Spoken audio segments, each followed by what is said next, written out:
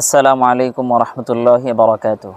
ইন্নাল হামদালিল্লাহ ওয়াসসালাতু ওয়াসসালামু আলা মান লা নাবিয়্যা বা'দা, আম্মা বা'দ। প্রিয় দর্শক, আমরা অনেক সময় আমাদের বন্ধু বান্ধবদের সাথে রাস্তাঘাটে বসে আড্ডা দেই, কিন্তু আমরা এই রাস্তাঘাটের হকগুলি আদায় করি না। এমনকি আমরা অনেকেই রাস্তাঘাটের হক সম্পর্কে জানিও না। এ সম্পর্কে হাদিস শরীফে আসছে, হজরত আবু সাঈদ খুদরি রাদিয়াল্লাহু তাআলা আনহু থেকে বর্ণিত। তিনি বলেন, একদিন রসুল করিম সাল্লাল্লাহু আলাইহি ওয়াসাল্লাম কোথাও যাচ্ছেন। পথিমধ্যে রাস্তার পাশে দেখছেন কিছু সাহাবা বসে আছেন।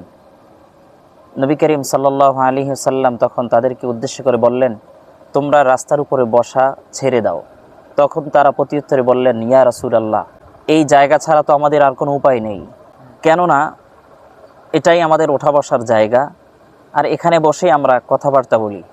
তিনি বললেন, যদি তোমাদের সেখানে বসতেই হয় তবে তোমরা যেন রাস্তার হকগুলি আদায় করো।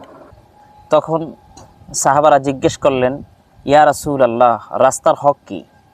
তখন নবী করিম সাল্লাল্লাহু আলাইহি ওয়াসাল্লাম বললেন, রাস্তার হক হলো দৃষ্টি অবনত রাখা এবং কাউকে কষ্ট দেওয়া থেকে বিরত থাকা, সালামের জবাব দেওয়া এবং সৎ কাজের আদেশ করা ও অসৎ কাজের নিষেধ করা। সহিহ বুখারী 2465 নং হাদিস। আল্লাহ তাআলা আমাদেরকে এই হাদিসের উপর আমল করার তৌফিক দান করেন।